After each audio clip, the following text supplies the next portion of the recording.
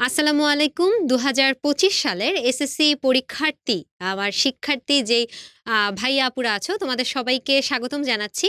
এবং যেহেতু খুব শীঘ্রই মানে একটু অল্প কিছুদিন পরেই আসলে তোমাদের যেই এসএসসির বোর্ড পরীক্ষাটা সেটা শুরু হতে যাচ্ছে এবং দেখা যায় যে সচরাচর আমাদের যে বোর্ড পরীক্ষাগুলো সেটা শুরুই হয় বাংলা বিষয়টা দিয়ে।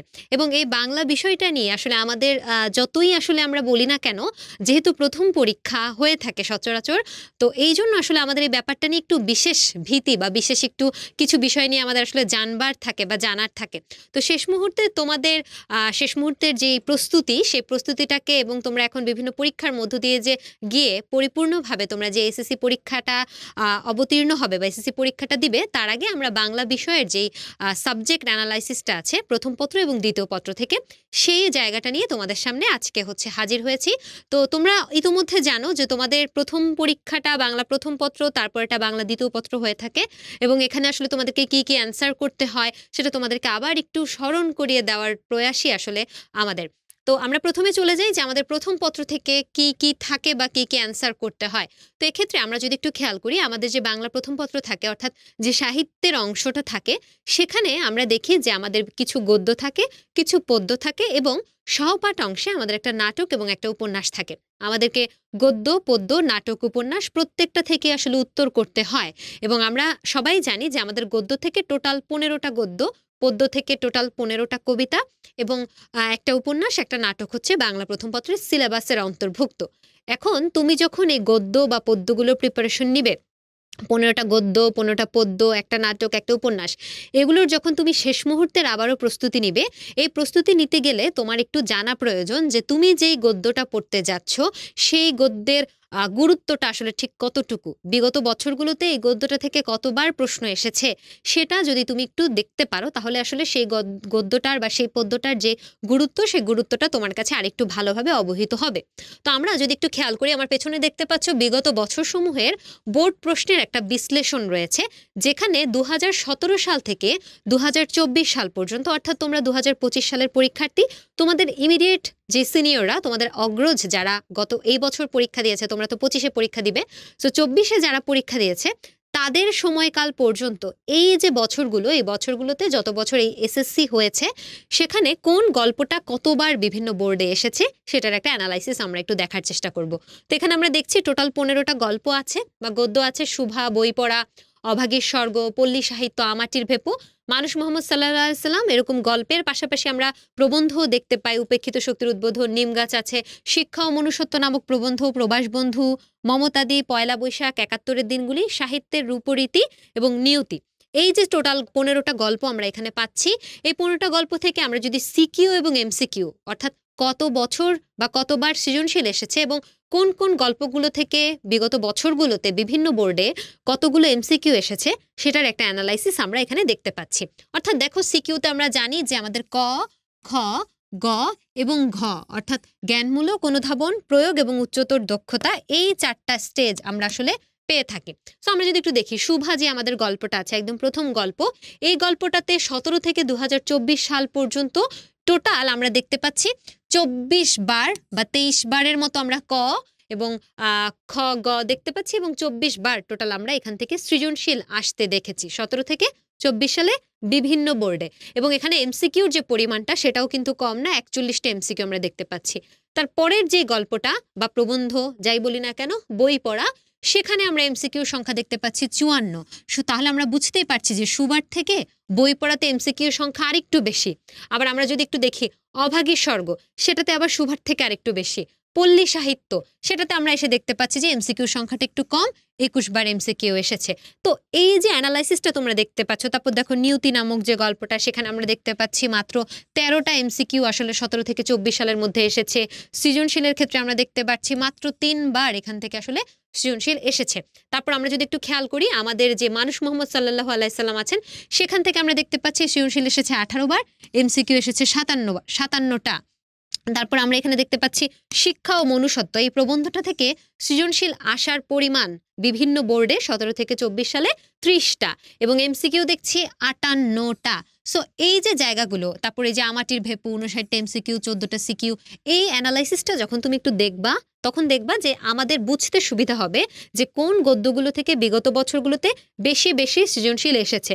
যেমন ধরো পয়লা বৈশাখ যেই আমরা গদ্যটা দেখতে পাচ্ছি, এটা থেকে সৃজনশীল এসেছে সবচেয়ে কম দেখতে পাচ্ছি আমরা, সবচেয়ে কম নিয়তি, তারপরে পয়লা বৈশাখ 6টা, আর এমসিকিউর যে সংখ্যাটা সেটা আমরা দেখতে পাচ্ছি 32। হ্যাঁ, তো এই অ্যানালাইসিসটা দেখে তুমি কিন্তু ধারণা পাবা যে তোমার জন্য তুমি যদি কোনো এমসিকিউকে বা কোনো গদ্যকে, আমরা তো জানি যে আমাদের গদ্যের অংশে ক বিভাগে যে গদ্যগুলো থাকে সেখানে হচ্ছে কিছু অপশন থাকে যে তুমি এই গদ্য না এই গদ্য, এই গদ্য না এই গদ্য, তুমি যে কোনো একটা অপশন চুজ করতে পারবা। প্রত্যেকটাই তোমাকে অ্যান্সার করতে হবে তা না। তো সেক্ষেত্রে তোমরা যদি চাও যে না আমি সবগুলোই পড়বো এমসিকিউর জন্য, কিন্তু সিকিউর জন্য বা শেষ মুহূর্তের প্রস্তুতি হিসেবে রিভাইজ দেওয়ার জন্য বা ভালো করে পড়ার যে ব্যাপারটা আছে সেখানে যদি তুমি চাও যে কোনটা স্কিপ করতে বা কোনোটাকে আসলে একটু খুব বেশি জোর না দিয়ে পড়তে, তাহলে কিন্তু আমার মনে হয় যে এই অ্যানালাইসিসটা তোমাদেরকে গদ্য অংশটা বুঝতে অনেক বেশি সহায়তা করবে। ঠিক একই রকম আমাদের পদ্য অংশের যে 15টা কবিতা আছে সেই 15টা কবিতারও আমরা তোমাদের জন্য একটা অ্যানালাইসিস রেখেছি।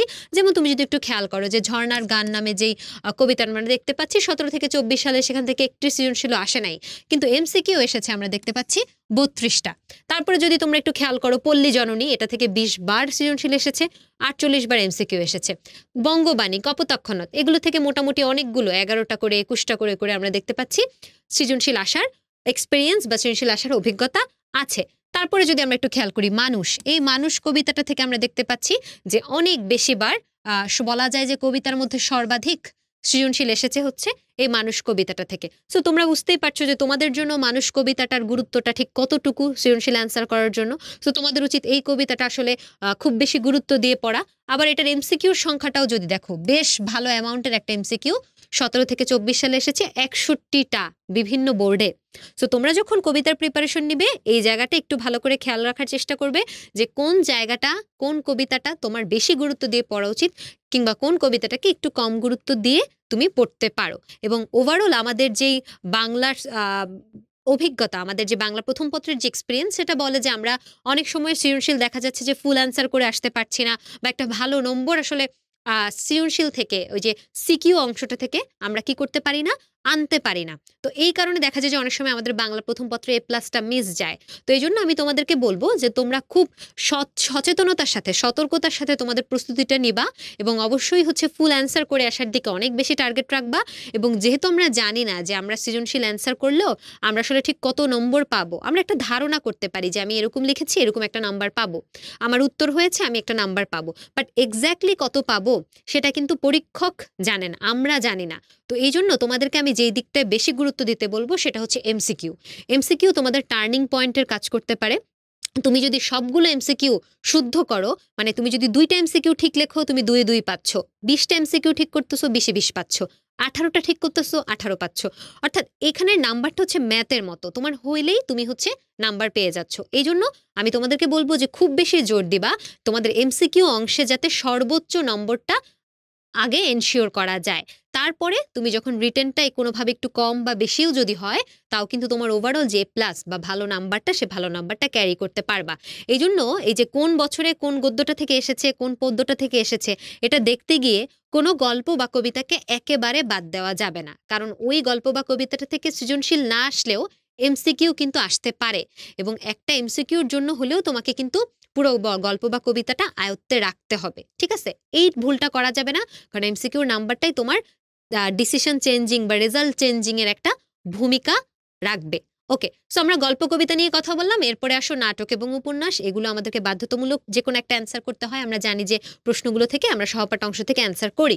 সো দেখা যায় যে আমাদের একটা আমরা হচ্ছে বহিপীর নামে একটা নাটক পাচ্ছি এবং কাকতাড়ুয়া নামে আমরা উপন্যাসটা পাচ্ছি। বহিপীর হচ্ছে আমাদের নাটক। সো নাটক এবং উপন্যাসটা আশা করি তোমরা সবাই পড়েছো, এটার মূল বিষয় সম্পর্কে তোমরা জানো। এবং যেহেতু এটা থেকে বাদ দেওয়ার কোনো সুযোগ নেই, এটা থেকে আমরা দেখতে পাচ্ছি সমান সংখ্যক সিকিউই 2টা থেকে এসেছে এবং এমসিকিউর সংখ্যাও কিন্তু অনেক বেশি। কাকতাড়ুয়া থেকে এমসিকিউ বেশি আসে, বইপট থেকে কম্পারেটিভলি কম এসেছে, কিন্তু দুইটা থেকেই কিন্তু আসছে। সো তুমি একটা গল্প বা কবিতা সৃজনশীলের জন্য বাদ দিতে পারলেও উপন্যাস বা নাটককে বাদ দেওয়ার কোনো সুযোগ নেই, সৃজনশীল হোক এমসিকিউ হোক। এই হচ্ছে আমাদের ওভারঅল ফার্স্ট পেপার কেন্দ্রিক তোমাদের জন্য আমাদের পক্ষ থেকে যে সাজেশনটা দেওয়ার ছিল, বা সাবজেক্টটা কিভাবে আসলে আমরা প্রস্তুতিটাকে আরেকটু শানিত করব সেই রিলেটেড কথাবার্তা। তো তোমাদের জন্য সাজেশন একটাই থাকবে প্রথম পত্র থেকে, সেটা হচ্ছে যে তোমাদের এমসিকিউর যে পূর্ণ নম্বর সেটা আয়ত্তে রাখার বা সেটা অর্জন করার চেষ্টাটা তোমাদের কিন্তু চালিয়ে যেতে হবে, এবং অবশ্যই প্রথম পত্র সৃজনশীল ফুল অ্যান্সারের কোনো আসলে বিকল্প নাই, এটা অবশ্যই মাথায় রাখতে হবে। তো চলো আমরা আমাদের যে দ্বিতীয় পত্রটা আছে সেই দ্বিতীয় পত্রটার দিকে তাকাই, যে দ্বিতীয় পত্রে কিভাবে আসলে একটা ভালো নম্বর আমরা ক্যারি করতে পারি, বা শেষ মুহূর্তে আসলে আমরা দ্বিতীয় পত্রে কোন কোন জায়গাগুলো একটু ভালো করে দেখি। আচ্ছা, সো দ্বিতীয় পত্রে আমরা জানি যে আমাদের দ্বিতীয় পত্রেও এরকম ফার্স্ট পেপারের মতো দুইটা ভাগ থাকে। ফার্স্ট পেপারে আমরা সৃজনশীল এবং এমসিকিউ আকারে পড়ি, আর দ্বিতীয় পত্রে আমরা হচ্ছে ব্যাকরণ অংশের উপর এমসিকিউ দেই। ব্যাকরণ অংশটা আমাদের আসে হচ্ছে এমসিকিউ হিসেবে, এবং লিখিত অংশটা আসে হচ্ছে আমাদের রিটেন হিসেবে। সো এই যে এমসিকিউ অংশটা থাকে ব্যাকরণের, সেখানে কি কি টপিক আছে এটা আমরা সবাই জানি। ভাষা ও বাংলা ভাষা থেকে শুরু করে সন্ধি, সমাস, উপসর্গ, প্রত্যয়, বচন, নির্দেশক, শব্দজোড় পর্যন্ত অনেকগুলো টপিক থাকে। সো তোমরা দেখা যায় যে এই টপিকগুলোকে তো ভালো করে নিশ্চয়ই ইতোমধ্যে তোমাদের আয়ত্ত করা হয়েছে। পাশাপাশি একটা জায়গায় একটু তোমাদেরকে আমি জোর দিব, সেটা হচ্ছে যে আমাদের মধ্যে এরকম একটা প্রবণতা থাকে যে আমরা মনে করি যে সমাস অনেক কঠিন, সন্ধি অনেক কঠিন, প্রত্যয় অনেক কঠিন, করতে গিয়ে আমরা এগুলোতে অনেক বেশি জোর দেই। হ্যাঁ, অবশ্যই সন্ধি, সমাস, প্রত্যয় এরকম যে ভারী ভারী টপিকগুলো আছে সেগুলোতে আমরা জোর দিব, কিন্তু এগুলোতে জোর দিতে গিয়ে আমাদের ভুলে যাওয়া যাবে না যে আমাদের কাছে তুলনামূলকভাবে যেই টপিকগুলোকে ছোট এবং কম গুরুত্বপূর্ণ মনে হয় সেগুলো আসলে কম গুরুত্বপূর্ণ না। তোমরা যদি বিগত বছরের প্রশ্ন দেখো, তোমরা দেখবা যে নির্দেশক, বচন, এই ধরনের যে টপিকগুলো আছে যেগুলোকে আমরা মনে করি যে আর এগুলো তো খুব সহজ জিনিস, হ্যাঁ, প্রতি বছর দেখা যায় যে এগুলো থেকে প্রশ্ন আসে। যেমন ধরো যে শব্দদ্বিত্ব, হ্যাঁ, এগুলো থেকে, তারপর সংখ্যাবাচক শব্দ, আমাদের কাছে মনে হয় যে আর এগুলো তো অনেক সহজ, নর নারীবাচক শব্দ অনেক সহজ জিনিস, এগুলো পড়ার কে আছে। কিন্তু দেখা যায় যে প্রতি বছর এমসিকিউ গুলো কিন্তু এখান থেকেও আসে, এবং এইগুলোই সচরাচর স্টুডেন্টরা বেশি ভুল করে, কারণ সহজ হওয়ার কারণে তারা এটাকে ঠিক গুরুত্ব দেয় নাই বা রিভাইজ দেয় নাই। সো এই জন্য মোটা দাগে ভারী ভারী টপিকগুলো পড়তে গিয়ে কম্পারেটিভলি যে ইজি মনে হয় তোমাদের কাছে যেই এমসিকিউ গুলো, সেগুলোকে বাদ দেওয়া যাবে না। কারণ এই যে দেখো নির্দেশক, তারপর হচ্ছে বচন, দেখতে এক বচন আসলে বহু বচন, দেখতে বহু বচন আসলে এক বচন, তারপরে হচ্ছে শব্দদ্বিত্বের ক্ষেত্রে পুনরাবৃত্ত দ্বিত্ব, অনুকার দ্বিত্ব, ধন্যাত্মক দ্বিত্ব, এগুলো খুব কনফিউশন সৃষ্টি করতে পারে। সো যেহেতু এগুলো খুব কনফিউশন সৃষ্টি করতে পারে, এমসিকিউতে এই ধরনের প্রশ্নগুলো কিন্তু এসে থাকে। তো এই জন্য তোমাদেরকে বলবো যে ভারী ভারী টপিকগুলো পড়তে গিয়ে এই ধরনের ছোট ছোট টপিকগুলোকে কোনোভাবেই স্কিপ করা বা বাদ দেওয়া যাবে না। কারণ তুমি যদি এইখানে পূর্ণমান এই যে 30 আছে, 30টা এমসিকিউর মধ্যে 28, 29 বা 30 তুমি রাখতে পারো, তাহলে কিন্তু তোমার উপর থেকে রিটেনের যে বার্ডেনটা থাকে, যে রিটেনে আমাকে একটা ভালো নাম্বার ক্যারি করতে হবে, কোনো কিছু বাদ দেওয়া যাবে না, এটা তো অবশ্যই রিটেনে তুমি একটা ভালো নাম্বার ক্যারি করবা, কিন্তু তোমার মাথার উপর থেকে বা তোমার কাঁধ থেকে কিন্তু অনেকটাই বোঝা হালকা হয়ে যাবে, যেহেতু তুমি অলরেডি 30 মার্ক এখান থেকে ক্যারি করতে পারছো। সো এই জন্য এমসিকিউটাতে খুব বেশি জোর দিবা, যেগুলোকে তোমার কম্পারেটিভলি ইজি মনে হয় সেগুলোকে রিভিশন না দিয়ে পরীক্ষার হলে যাবা না, অবশ্যই পড়বা। এবং এখানে কিছু টপিক আমরা পাই, যেমন ধরো বাগর্থ, বাগধারা, প্রতিশব্দ, বিপরীত শব্দ, শব্দজোড়, যেটা অনেকটা আমাদের আয়ত্ত করা বা মেমোরাইজিং এর আমরা যেটাকে বলি ভোকাবুলারি পার্ট, সেই ভোকাবুলারি পার্ট প্রতি বছর দেখা যায় শব্দজোড়, তারপর হচ্ছে প্রতিশব্দ, বাগধারা, এগুলো থেকে প্রশ্ন আসে, এগুলোও মিস করা যাবে না, এগুলোকে বেশ ভালো করে আসলে রিভিশন দিয়ে তারপরেই পরীক্ষার হলে যেতে হবে। তো এই গেল আমাদের ব্যাকরণ অংশ। এবার যদি আসি আমরা রিটেন বা লিখিত অংশের দিকে, তাহলে আমরা কি দেখি? দেখো তোমাদের প্রথমেই থাকে অনুচ্ছেদ, যেখানে নম্বর বরাদ্দ থাকে 10 নম্বর।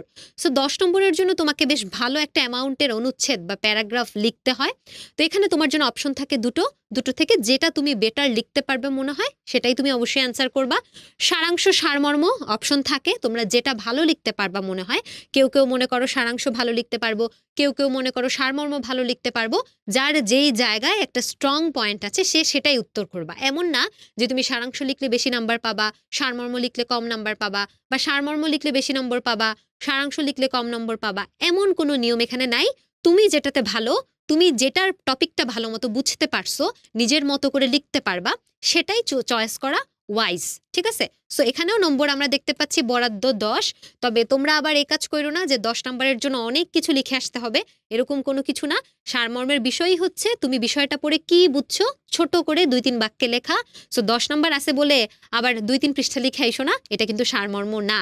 ওকে, আচ্ছা, এরপরে হচ্ছে ভাব সম্প্রসারণ 10টা। এখানেও তোমার একটা পছন্দের বিষয় থাকে যে তুমি আসলে যেটা ভালো লিখতে পারবে বলে মনে হয়, যেটা নিয়ে তুমি ভালো লেখার সুযোগ আছে, সেটা অবশ্যই পছন্দ করবা। এবং এরপর আমরা দেখতে পাচ্ছি চিঠিপত্র। চিঠিপত্রের মধ্যে বিভিন্ন ধরনের চিঠি থাকে, ব্যক্তিগত চিঠি থাকে, মানপত্র থাকে, আবেদনপত্র থাকে। তো এই জায়গাটায় আসলে এক একটা স্টুডেন্ট এক একটা জিনিস চয়েস করে। কেউ চিঠিপত্র ব্যক্তিগত চিঠি লিখে, কেউ হচ্ছে মানপত্র লিখে, কেউ আবেদনপত্র বা ব্যবসায়িক পত্র এগুলো লেখে। তবে আমার কাছে মনে হয় যে আবেদনপত্র যেটা যেটা হচ্ছে প্রাতিষ্ঠানিক পত্র, আমরা যেটাকে বলি যে তুমি তোমার কোনো প্রতিষ্ঠান, তোমার অধ্যক্ষ বা তোমার স্কুলের প্রধান শিক্ষকের কাছে যে পত্রগুলো লিখতে হয়, কোন একটা আবেদন নিয়ে তোমরা যাও, এই আবেদনপত্রগুলো একটু লেখাটা আমার মনে হয় যে বেশি ভালো, কারণ এখানে একটা ফর্মাল ব্যাপার আছে। এবং এগুলো আমরা সাধারণত ছোটবেলা থেকে অ্যান্সার করতে করতে আমাদের দেখা যায় যে এগুলোর নিয়ম নিয়ে কোনো প্রশ্ন থাকে না, বা লেখা অনেক বেশি লেখা লাগে না, কারণ ফর্মাল লেটার, ফর্মাল কথাবার্তা তো অনেক বড় লেখা হয় না। কিন্তু ব্যক্তিগত পত্র যেগুলো, সেগুলো দেখা যায় যে অনেক লিখতে হয়। তো সেক্ষেত্রে অবশ্যই তোমরা প্রাধান্য দিবে তোমার যেই জায়গায় বেশি স্ট্রং জোন সেটাতে। আর আমার কাছে জানতে চাইলে আমি বলবো যে আবেদনপত্র যদি থাকে অপশনে, আবেদনপত্র লেখাটা বেশি সুবিধাজনক বলে আমি মনে করি। ওকে, এরপরে হচ্ছে সংবাদ প্রতিবেদন। সেখানেও তোমার দুটো অপশন থাকে, যেটা তুমি ভালো পারো সেটাই লেখার চেষ্টা করবে। এবং এরপরে প্রবন্ধ থাকে। প্রবন্ধতে 3টা অপশন তোমার জন্য থাকে। 3টা অপশন থেকে নম্বর যেহেতু 20, তুমি এমন প্রবন্ধটাকে নির্বাচন করবে যেটাতে তুমি অনেকগুলো পয়েন্ট লিখতে পারবে, যেটাতে তুমি অনেকগুলো প্রয়োজন হলে কবিতার লাইন, উদ্ধৃতি এগুলো ব্যবহার করতে পারবে। এই রকম একটা প্রবন্ধই তুমি চয়েস করবা। এবং যেহেতু নাম্বার 20 নম্বর তোমাকে দিবে, তুমি যদি 5-6 পেজ লিখে আশা করো যে তোমাকে 20-এ 20 দিবে, তা কিন্তু হবে না। তোমার নম্বর অনুযায়ী তোমার লেখার মানটাও কিন্তু ভালো হতে হবে, তোমার লেখার পরিমাণটাও কিন্তু বড় হতে হবে, যেহেতু তোমাকে 20টা নম্বর এখানে বরাদ্দ করা হয়েছে বা দেওয়া হয়েছে। এবং দ্বিতীয় পত্রে তোমাদের অনেকেরই প্রশ্ন থাকে যে আপু ফুল অ্যান্সার করে কিন্তু ভালো নম্বর পাই না। এক্ষেত্রে কিছু ট্রিক্স আমরা ফলো করার চেষ্টা করব। সেটা হচ্ছে নম্বরের উপর ডিপেন্ড করে লিখব। যেমন ধরো সারমর্ম 10, এটার জন্য আবার বেশি লিখবো না, এটার জন্য যতটুকু লেখা প্রয়োজন 2-3 বাক্য ততটুকুই।